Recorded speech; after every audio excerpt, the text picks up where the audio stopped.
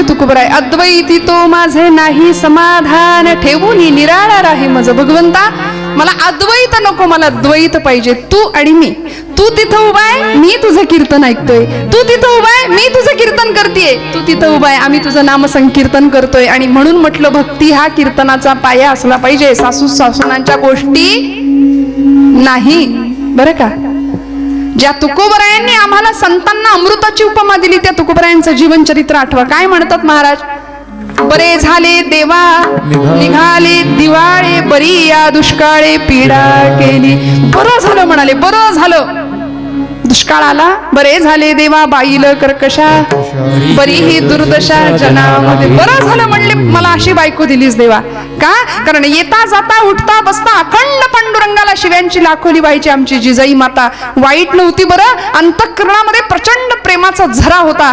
पती देवाच्या माध्यमातून विश्वदेवाची उपासना करायची अवलामाई. रोज तुकोबराय प्रपंचाकडे लक्ष नाही. दुष्काळात लोक गांजले, माणसं परागंदा झाली, नवे गुरं ढोरं अन्न पाण्या वाचून मरून गेली. आणि अशा वेळी घरामधलं सगळं अन्नधान्य देऊन टाकलं लोकांना. कर्ज खत 14 पोती भरून कर्ज खत होती महाराजांच्या घरात. ती सगळी इंद्रायणीच्या डोहामध्ये बुडवून टाकली आणि रिकामे झाले. संसार तापे तापला तोची परमार्थी भला, या न्यायाने सगळं देऊन टाकलं. आणि पांडुरंग पांडुरंग करत घरातनं बाहेर पडायचे. एकदा आळंदी, एकदा पंढरपूर, एकदा पंढरपूर, एकदा आळंदी. घरात थांबायला तयार नाही. उरला वेळ भामनाथाचा, भामचंद्राचा भोरप्याचा डोंगर. डोंगरावर जाऊन बसावं. पांडुरंग हरी वासुदेव हरी, पांडुरंग हरी वासु, अखंड नामस्मरण. पण आवलीला चैन पडायचं नाही. ती विचारायची, धनी तुम्ही रोज लोकांचं पाय पकडण्यासाठी जातायसा, पर माझ्या संसाराची पार धुळधाण झाली, त्याच्याकडे वाईस बघा. तुकोबरायांनी म्हणावं, आवले अगं जिजे, अगं कशापायी काळजी करतेस? अगं ज्यानं चोच दिली तो चारा देणारच आहे ना मग, कशाला चिंता करतेस? तो सगळ्या चिंतांचं हरण करणारा माझा पांडुरंग तिकडे विटेवर उभा आहे, तू कशाला चिंता करते? आणि मग घरातली पोरं 4-4 दिवस उपाशी, 15-15 दिवस तुकोबराय घरात नाहीत. ही श्रीमंताची लेक होती, पण स्वाभिमानी होती. घरात नाही, शेजारी कामं करायची, दळण कांडण शिवणं टिपणं काय असतील ते. पूर्वीची माणसं गरीब होती पण मनानं श्रीमंत होती. आता मनाची श्रीमंती संपली. पैसा हेच सर्वस्व झालंय आज समाजाचं. मला सांगा, सगळ्या जगाची भूक काय आहे सध्या? काय आहे? फक्त पैसा, सत्ता, संपत्ती, लौकिक, मानमरात, प्रतिष्ठा. सगळी मंडळी एवढं जपायसाठी जीवाचं रान करतायत, हाडाची काढ करतायत, रक्ताचं पाणी. वा वा, याला म्हणायचं मग आता तुम्ही जागे आहेत नक्की ना? विठाल विठाल.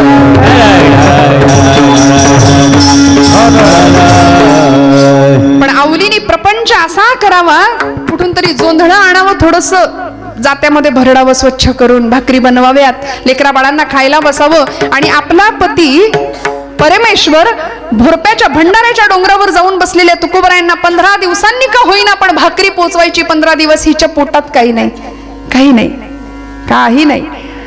अन्नाचा कण नाही, पाण्याचा थेंब नाही. वैशाखाचा महिना रणरणत ऊन. आणि ती सगळ्या जगाला सांगायची, तुकोबाची कांता, तुकोबाची कांता सांगे लोकापाशी.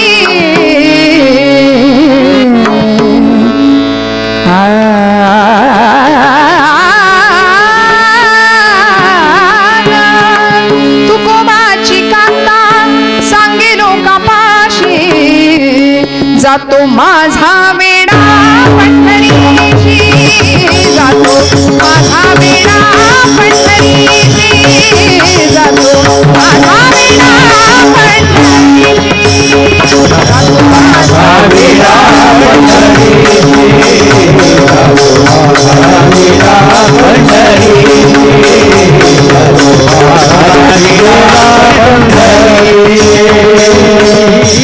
सगळ्या गावाला सांगायची, माझ्या धन्याला पुरतं येड लागले. त्या कळतोंड्यानी त्याला पार येड करून ठेवलंय. म्हणजे जाता येता गावातला पांडुरंग दिसला की त्याच्याकडे अशी बघायची, तू मला नंतर भेट म्हणायची. तू एकदा माझ्या पुढे ये, नाही तुला चपलानं हाणलं तर नाव नाही सांगायची, असं पांडुरंगाला म्हणायची. पांडुरंग आपला विटेवर उभा, कटेवर हात ठेवून म्हणायचा, बाई ग माझी फार इच्छा आहे तुझ्या पुढे यायची, पण तुझी प्रतिज्ञाच अशी आहे की माझी काही हिंमत होत नाही तुझ्या पुढे यायची. असं तिचा पती देवाच्या माध्यमातून विश्वदेव पूजत होती बरं का, भजत होती. त्यामुळे नवऱ्यावर रागवायची, भाळायची आणि सांभाळायची सुद्धा. आणि मग 15 दिवस झाले, आज निघाली भाकरी घेऊन. एका पाटीमध्ये भाकरी घेतली, त्याच्यावर असं कापड झाकलं, ठेचा घेतला, झुणका घेतला, तोंडाला अजिबात पाणी सुटू देऊ नका. छान शेतकऱ्याच्या घरचं जेवण, वा वा. आणि असं तांब्यात तुंबा घेतला, कडू भोपळा, त्याच्यामध्ये पाणी भरून घेतलं आणि निघाली वाटेनी चालत चालत. वैशाखाचा महिना, पायात चपला नाहीत, दरिद्रता, 18-20 दारिद्र्य अशी अवस्था घरामध्ये, प्रचंड दरिद्र. आणि गरिबीचं वस्त्र ज्यांनी ओढलंय ना, त्याला आजही समाजात सख्खा भाऊ सुद्धा ओळख देत नाही.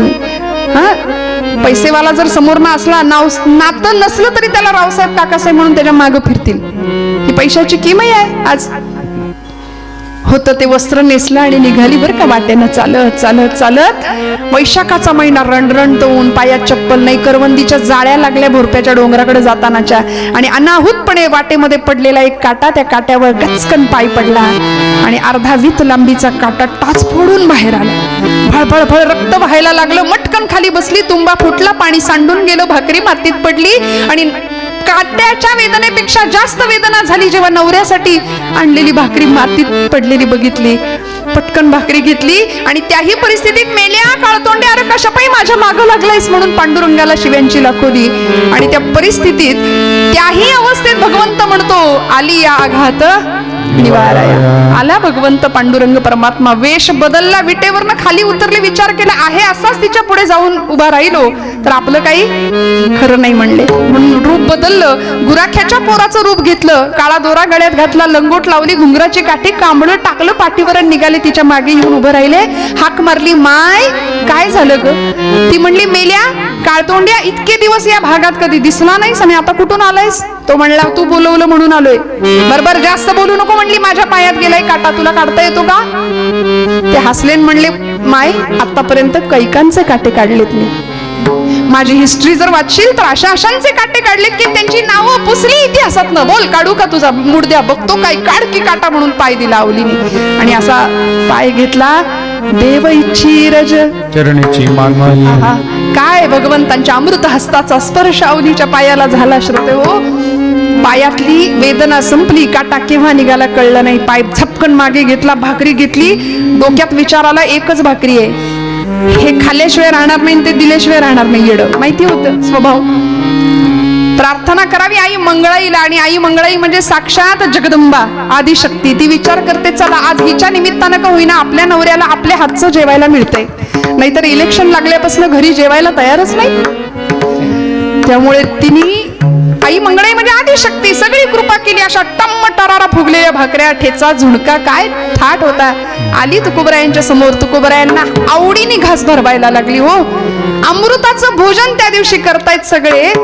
समोर आवली, इकडे तुकोबराय, इकडे अनेकांचा बाप असलेला पंढरीश पांडुरंग, इकडे मंगळाई म्हणजे आदिशक्ती रुक्मिणी माता. प्रत्येक जण एकमेकाला घास भरवतोय, मी नाही तू खा असं म्हणतोय. का? परमात्मा तृप्त होत होता. आवलीच्या आयुष्यामध्ये संग मिळाला तुकोबरायांचा. परिणाम असा झाला की पांडुरंगाची कृपा झाली. नवे पांडुरंग परमात्मा आला, काटा सुद्धा टोचू न देण्याची जबाबदारी तो घेतो. फक्त त्यासाठी काय करावं लागेल? तुकोबराय सांगतात अभंगाच्या द्वितीयच्या, ऐसियाचा संग देई नारायणा, ऐसियाचा संग देई नारायणा. ऐसियांचा संग देई नारायणा, ओलावा वचना जयांच्या. काही मंडळी घड्याळ बघतायत, आत्ताशे दुसरं चरण. मग आता कीर्तन संपणार कधी? पण काळजी करू नका, घड्याळातले 12 नाही वाजवणार, कीर्तनातले तर त्याहून नाही. विठ्ठल विठ्ठल.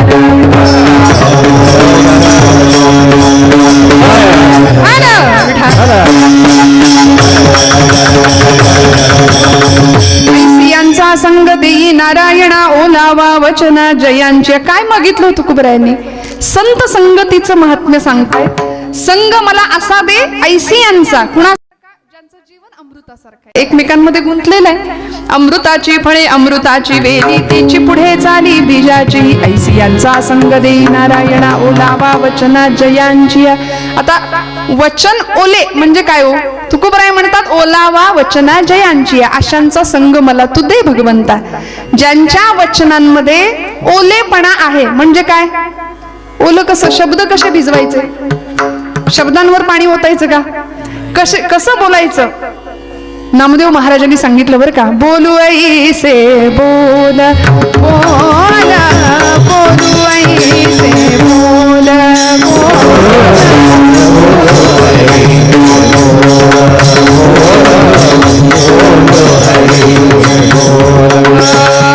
जेणे बोले विठ्ठल डोले हो, जेणे बोले विठ्ठल डोले, जेणे बोले विठ्ठल डोले, जेणे बोले विठ्ठल डोले हो, प्रेम सर्वांगाचे ठाई, प्रेम सर्वांगाचे ठाई.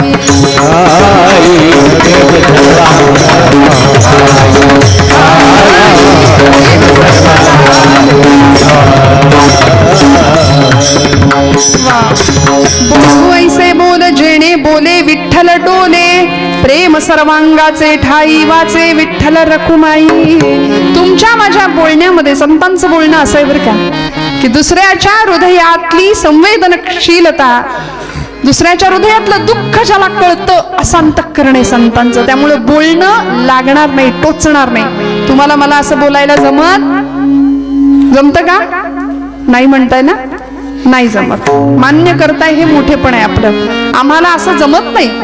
कसं बोलावं, कशी आचारसंहिता सांगितली संतांनी बघा तुम्हाला. आमच्या बोलण्यामध्ये विठ्ठल असावा, आमच्या चालण्यामध्ये विठ्ठल असावा, आमच्या प्रत्येक कर्मामध्ये प्रत्येक कर्म त्याला अर्पण करावं. यद भयात वाती वातो यम सूर्यस्तपती यद भयात वर्षत इंद्रो दहत्यग्नी मृत्युश्चरती पंचमहा. सगळंच जर त्याच्या सत्तेने चाललंय तर आम्ही कोण? म्हणून आमच्या प्रत्येक कर्मात भगवंत असावा. बोलावा विठ्ठल पाहावा विठ्ठल, बोलावा विठ्ठल पाहावा विठ्ठल, बोलावा विठ्ठल, बोलावा विठ्ठल, बोलावा विठ्ठल, बोलावा विठ्ठल, बोलावा विठ्ठल पाहावा विठ्ठल. करावा विठ्ठल, करावा विठ्ठल, करावा विठ्ठल, जीव भाव बोलावा विठ्ठल पाहावा विठ्ठल, बोलावा विठ्ठल पाहावा विठ्ठल, करावा विठ्ठल, जीव भाव बोलावा विठ्ठल, बोलावा विठ्ठल, बोलावा. ओम महाराजांची आजची साथ खरंच मनापासून त्यांच्यासाठी टाळ्या वाजवा एकदा.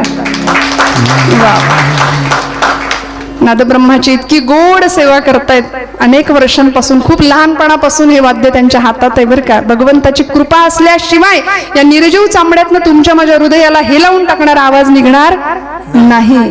प्रचंड मोठी तपश्चर्या, साधना आणि आपल्या सगळ्यांचे आशीर्वाद पाठीशी असतात म्हणून हे घडतं. येथे पाहिजे येरा गबाळ्याचे काम नोहे. त्यामुळे असं बोलणं आमचं असावं. संतांचं बोलणं जसं आहे, ओलावा वचना जयांची ऐसियांचा संग देई नारायणा. संध्याकाळ झाली, घरामध्ये कुणी आलं, समजा कुणी येतंय घरामध्ये, तर घरातल्या गृहलक्ष्मीने कसं स्वागत केलं पाहिजे हो? या बसा. आमच्याकडे पुण्यात तर घेणार का विचारतात, चहा घेणार का, पाणी सुद्धा घेणार का असं विचारतात. पण असं नाही आपल्याकडे, होय की नाही? छान आदरातिथ्य आपण करतो. सानंदम सदनम सुताश्च सुदी हा कांता मृदू भाषिणी असं गृहस्थाश्रमाचं सांगितलंय वर्णन. कसा असावा गृहस्थाश्रम? नाही तर मग या आणि बसा आणि हे गिळा असं जर म्हटलं तर येणारा माणूस 10 वेळा विचार करेल, हिच्या घरात जाऊ का मागं फिरू. कसं बोलायचं? ओलावा वचना जयांची. माझ्या बोलण्यानी समोरच्याच्या हृदयातला विठ्ठल डोलला पाहिजे. हे नामदेवांचं सांगणं आहे, हे तुकोबांचं सांगणं आहे. संतांचं बोलणं असं होतं, ऐसी यांचा संग देई नारायणा. ज्यांचा संग तुकोबराय मागतात ते संत, त्यांच्या संगाने काय होतं, जीवनमुक्त अवस्थेला आम्ही पोहोचू शकतो. आचार्य जगद्गुरु शंकराचार्यांनी जीवनमुक्तीचा क्रम सांगितलाय. सत्संगत्वे निसंगत्वम, निसंगत्वे निर्मोहित्वम, निर्मोहित्वे निश्चलत्वम, निश्चलत्वे जीवनमुक्ती. ज्याला जीवनमुक्त अवस्थेला पोहोचायचंय त्यांनी निश्चल असावं, ज्याला निश्चल व्हायचंय त्यांनी निसंग व्हावं, ज्याला निसंग व्हायचंय त्यांनी निर्मोही व्हावं, आणि ज्याला निर्मोही व्हायचंय त्याने सत्संग करावा. विठ्ठल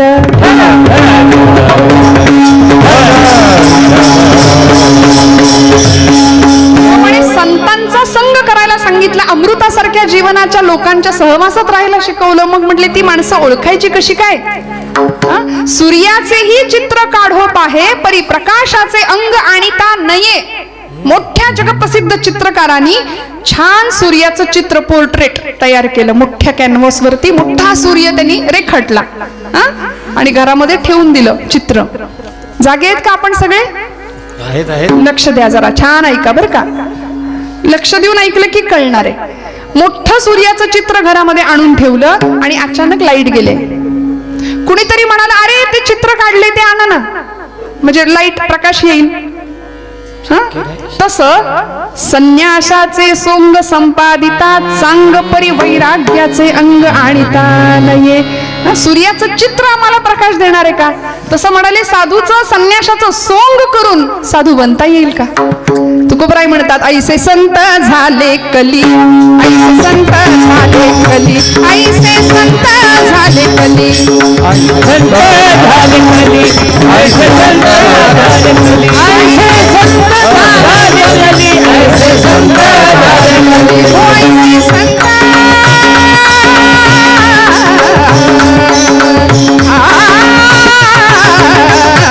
ऐसे संत झाले कली, हो ऐसे संत झाले कली, ऐसे संत झाले कली, ऐसे संत हो संत हो संत, ऐसे संत झाले कली. हाती तमाखूची नळी, हाती तमाखूची नळी, हाती तमाखूची ऐसे संत झाले कली. महाराज म्हणले हाती तमाखूची नळी, भांग भुरका हे साधन, पचनी पडे मद्यपान. असे म्हणले कलियुगात संत. मग आता संतांना ओळखायचं कसं? ज्यांचा संग करायचंय ते संत. भगवी कपडे, रुद्राक्षांच्या माळा, भस्माचे पट्टे अंगावर, असा सगळा वेश असेल तर त्याला संत म्हणायचं का? प्रश्न आहे. मग ज्यांनी विठ्ठल मात्रा घ्यावी त्याने पथ्य सांभाळावी. पथ्य काय आहे? गळा माळ शोभे, गळ्यात माळ आहे. आता पुढचं पथ्य आत्मरूप शांती. गळ्यात माळ आहे आणि वास्कन याच्या अंगावर, त्याच्यावर वास्कन ओरडायचं. तुला काही जमत नाही, टाळ खाली ठेव म्हणून तरुण मंडळींना काय म्हणायचं, डिमोटिवेट करायचं. असं जरा मधनच मराठी बोललं की लोकांना बरं असतं. लोकांना असं वाटतं कीर्तनकार काही बॅकवर्ड नाही, थोडंफार जमतंय त्यांना. कशाला हो आम्ही एखाद्याच्या अंतःकरणाला का आम्ही दुखवायचं, मला सांगा बरं. गळा माळ शोभे, पहिलं पथ्य आहे. ज्याच्या गळ्यात माळ आहे त्याचं पहिलं पथ्य आत्मरूप शांती. भक्तिभाव दोन्ही धरू टाळ हाती. किती शांततेत आणि समाधानात जीवन आम्हाला जगावं लागेल. आम्ही थांबायलाच तयार नाही हो. इतकी वकवक वकवक वकवक आधुनिक सुखाच्या साधनांनी आमची वकवक वाढवली आहे. दुसऱ्याचं सुख आम्ही बघू शकत नाही, स्वतःचं सुख दुःख आम्हाला सुख पचत नाही. आम्ही सतत हैराण, सतत ग्रासलेले, सतत निराशेत आहोत. कुणाच्या घेण्यात नाही, कुणाच्या देण्यात नाही. पहिला पै गाठी मारून सगळा पैसा सेव्हिंगला ठेवलाय, काहींनी तर स्वीज मध्ये नेऊन ठेवलाय. उष्ट्या हाताने कावळा नाही कधी हाकलला, ना देवाचा ना देशाचा ना धर्माचा विचार केला. माऊलींनी हे विश्वाची माझे घर म्हटलं, आम्ही हे घरची माझे विश्व म्हणून बसलो. आणि माझी पोरं, माझी बायको, माझं घर, माझं दार, माझी जमीन, माझा जुमला, माझा बंगला, माझी गाडी, बास. या पलीकडं मला कुणाचं घेणं नाही आणि क्या बात आहे. हे असं आमचं जगणं आहे की नाही? मग आमचं जगणं आला आला प्राणी जन्मासी आला, झाला झाला वाढला थोर झाला, केला केला व्यापही सर्व केला, गेला गेला बापुडा व्यर्थ गेला. हे असं जगणं माझ्या तुमच्या आमच्या वाट्याला येतं, ते येऊ नये ही संतांची अपेक्षा आहे. म्हणून तुकोबराई म्हणतात, ऐसी यांचा संग देई नारायणा ओलावा वचना जय. आणि दुस्संग मिळाला, दुर्जनांचा संग केला म्हणून पुराणात इतिहासात संत चरित्रांमध्ये हजारो उदाहरणं आपल्याला सापडतील की जीवनाचं कसं नुकसान झालं. म्हणून संग करायचा आहे तो संतांचा करायचा आहे. काय पथ्य आहे? आत्मरूप शांती भक्तिभाव दोन्ही धळू टाळ हाती. टिळा कपाळाला लावलाय, कुठला आहे शब्द वापरला? टिळा विरक्तीचा.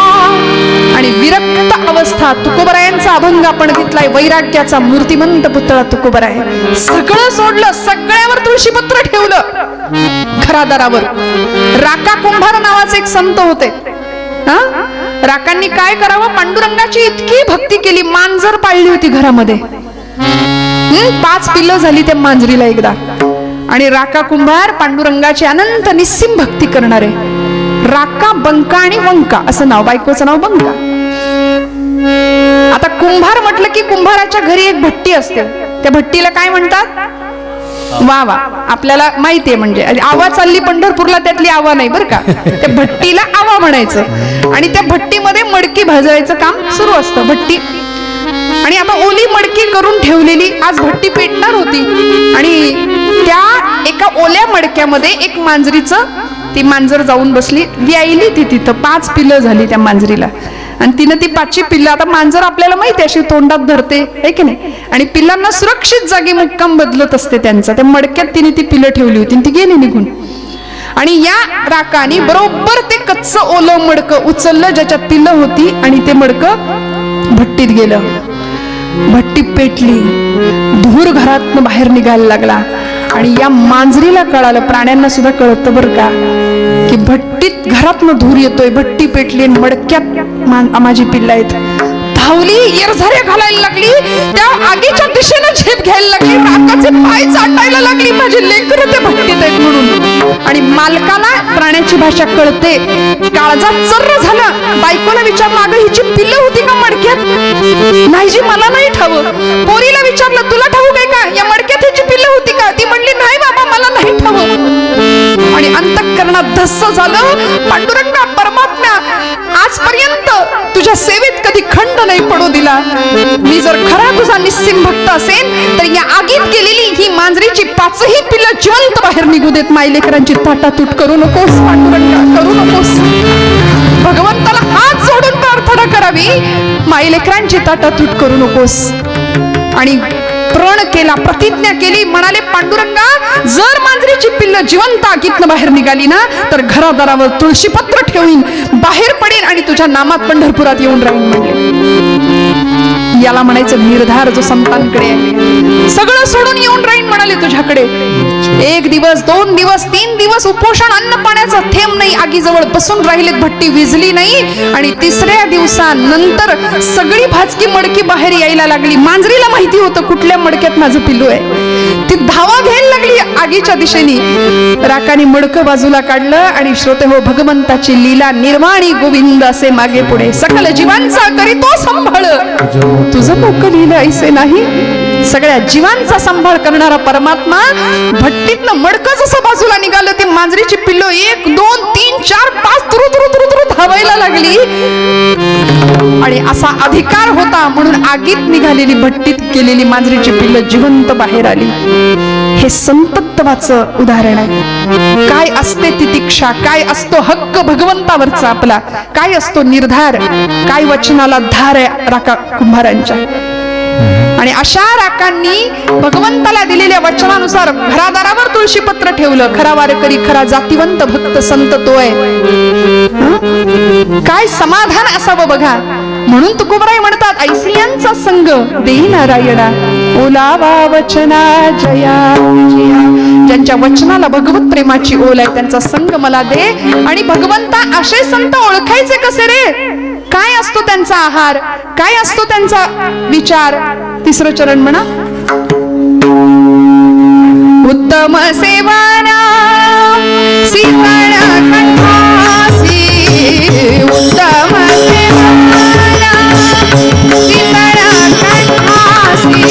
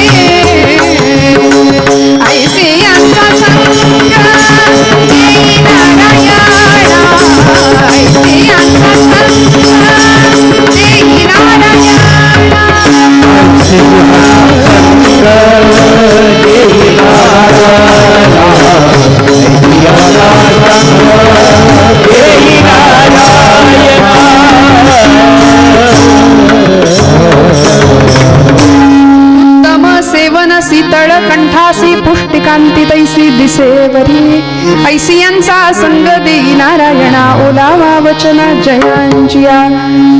ज्यांचं सेवन शीतळ आहे, उत्तम सेवन शीतळ कंठासी.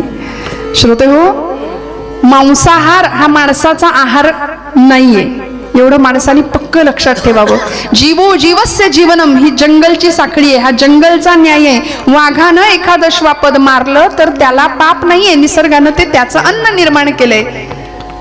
पण माणसाचा आहार नाहीये हा, हे आम्हाला कळावं याकरता तुकोबराय उदाहरण देतात. ऐसी यांचा संग देई नारायणा. ते ओळखायचे कसे म्हणाले, उत्तम सेवन शीतळ कंठासी पुष्टकांती तैसी दिसेवरी.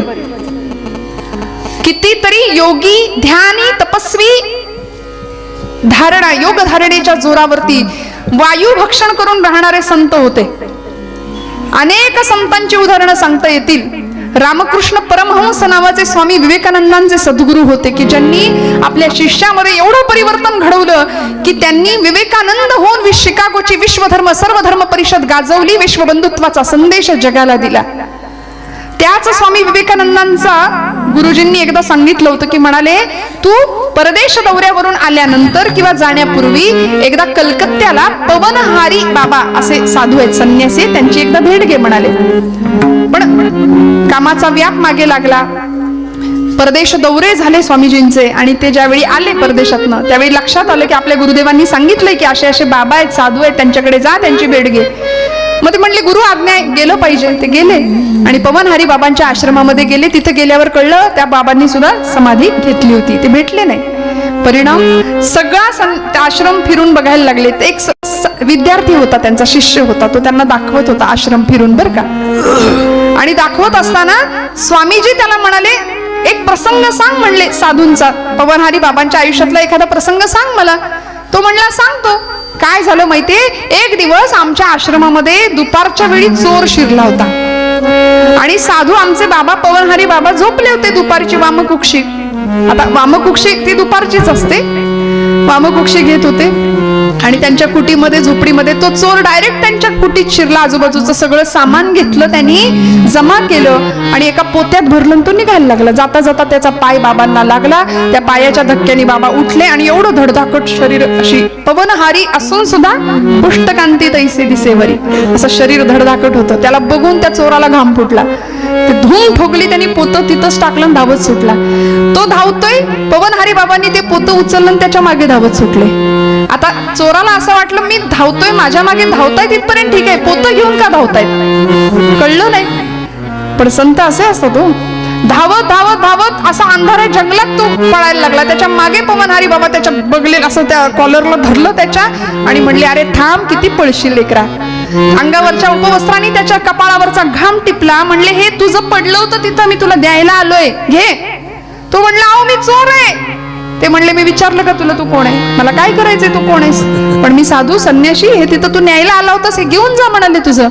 तो म्हणतो, अहो मी चोर आहे, असे नका, किती धावशील, किती पळशील. कपाळावरचा घाम टिपला आणि स्वामीजी ती गोष्ट ऐकतायत. तो शिष्य त्यांना सांगतोय बरं का, लक्ष देऊ नाही का. आणि तेव्हा त्या शिष्याला स्वामीजींनी विचारलं, हो का रे, असं घडलं, अरे मग झालं काय पुढं त्या चोराचं. तो शिष्य म्हणाला, तो चोर म्हणले तुमच्या समोर उभा आहे. विठ्ठल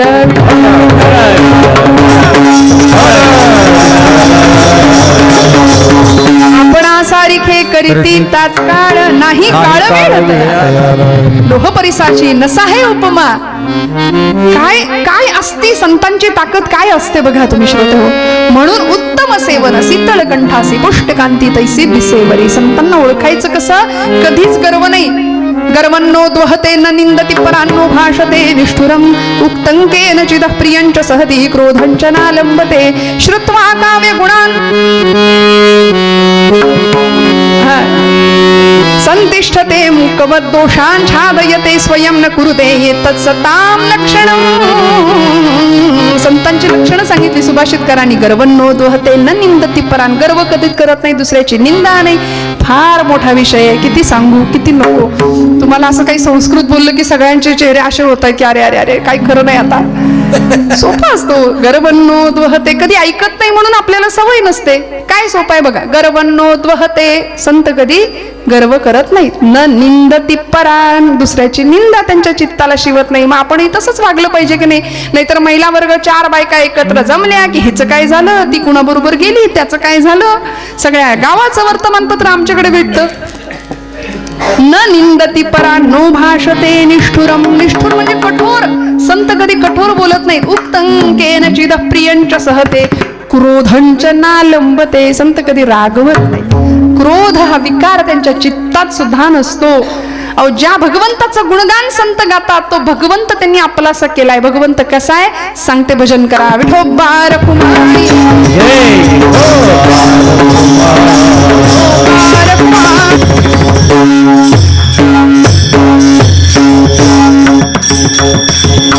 अमृताची फळे अमृताची वेली तेची पुढे चाली बीजाची ही.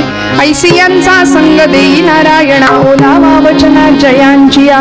उत्तम सेवन शीतळ कंठासी पुष्टकांती तैसी दिसेवरी. ऐसी यांचा संग देई नारायणा ओलावा वचना जयांची या.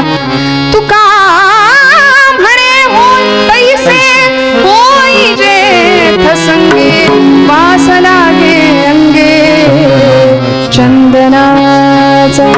ऐसियांचा संग देई नारायणा ओलावा वचना जयांचिया. क्रोध विकारापासून संत दूर आहेत. षड विकारांपासून संत दूर आहेत. ज्यावेळी ज्या भगवंताची उपासना संत करतात तो संत षडगुणे, तो भगवंत षडगुणेश्वरी आहे. द्वारकेमध्ये ज्यावेळी दुर्वास ऋषी आले होते बरं का, द्वारका नगरी भगवंतांची सोन्याची, आणि दुर्वास ऋषी आले. आता दुर्वास ऋषी म्हणजे दूरवास, त्यांना फार जवळ करायची काही सोयच नव्हती. हातात कमंडलू शापून भस्म करून टाकायचे मनाविरुद्ध घडलं की. त्यामुळे फार जवळ करायचेच नाहीत लोक त्यांना. ते ऋषी आले द्वारकेमध्ये, म्हणले कृष्णा मला तुझी द्वारका नगरी फिरून बघायची आहे. आणि भगवंतांनी त्यांना रथात बसवलं. मध्यरात्रीच 1:30-2 वाजता म्हणले बसव रथात आणि द्वारका फिरव. म्हणले आत्ता उजाडू दे. म्हणले मग दाखवू. नाही म्हणाले आत्ताच बघायचे, नाहीतर कमंडलू काढीन, पाणी शिंपडेन अंगावर. नाही नाही म्हणले चालतंय. रथात बसवलं. रथाचे घोडे झुंपले आणि स्वतः भगवंत सारथ्य करत बसले. दुर्वास ऋषींना द्वारका नगरी फिरवून दाखवायला लागले. थोड्या वेळ चालला रथ आणि म्हणाले कृष्णा थांब, ते घोडे बाजूला कर म्हणले. घोड्यांची काय गरज आहे? मग म्हणले रथ चालणार कसा? अरे तू आहेस ना. ऋषी होते, गृहस्थाश्रमी होते भगवंत. ऋषींचा अनादर करून चालणार नाही. अतिथीचं स्वागत केलंच पाहिजे, मान राखलाच पाहिजे. तू म्हणाले घोड्याच्या जागी उभा राहा, तू रथ हाक. झालं, घोडे बाजूला केले. अनंत कोटी ब्रह्मांड नायक द्वारकाधीश परमात्मा रथाचं जुमानेवर घेऊन चालायला लागला. ऋषी मागे बसले. काही अंतर रथ चालून गेला. म्हणले कृष्णा थांब, नाही तर कमंडलू काढतो. थांबले भगवंत. म्हणले दुसरी बाजू रिकामी आहे. म्हणले मग काय करू? रुक्मिणी कुठे आहे? झोपली. उठाव तिला, आण म्हटले. भगवंत म्हणले नको, माझी रुक्मिणी नाजूक आहे. म्हणाले नको तिला, मी नेतो ना तुम्हाला. कृष्णा रुक्मिणीला आण, नाही तर कमंडलू काढेल. झालं, रुक्मिणीला उठवून आणलं. रुक्मिणी आई साहेब जगत जननी आदिशक्ती दुसऱ्या बाजूला. भगवंत म्हणतायत तू नुसतं नाटक कर, मी सगळं नेतो म्हणले, सांभाळतो. आणि रथ बराच पुढे चालत गेला. आदिशक्ती जगन्माता रुक्मिणी आई साहेब आणि इकडे अनंत कोटी ब्रह्मांड नायक जगत चालक अनेकांचा बाप असलेला परमात्मा दोघ जण रथ हाकतायत. दुर्वास ऋषी रथात बसले. कधीही पाघळणार नाही असं हृदय त्यांचं. प्रचंड क्रोधिष्ठ आणि कोपिष्ट असलेले ऋषी त्या क्षणाला काही अंतर चालून रथ गेला आणि दुर्वास ऋषी म्हणतात, कृष्णा थांब रे. रथातनं खाली उडी टाकली, धावत गेले, पाय धरले भगवंताचे, म्हणले तुला इतकं छळतोय मी कृष्णा, तुला राग नाही का रे येत? राग नाही का येत? परमात्मा भगवंत म्हणतात राग येतो ऋषीवर, पण कुठं रागवायचं ते कळतं म्हणाले. मी इथे नाही रागवणार, पण शिशुपालाचे 101 अपराध भरेपर्यंत माझं काउंटिंग चालू होतं. 91, 92, 93, 94, 99, 100 आणि 101व्या अपराधाला सुदर्शन चक्र काढलं आणि धडा वेगळं मस्तक केलं.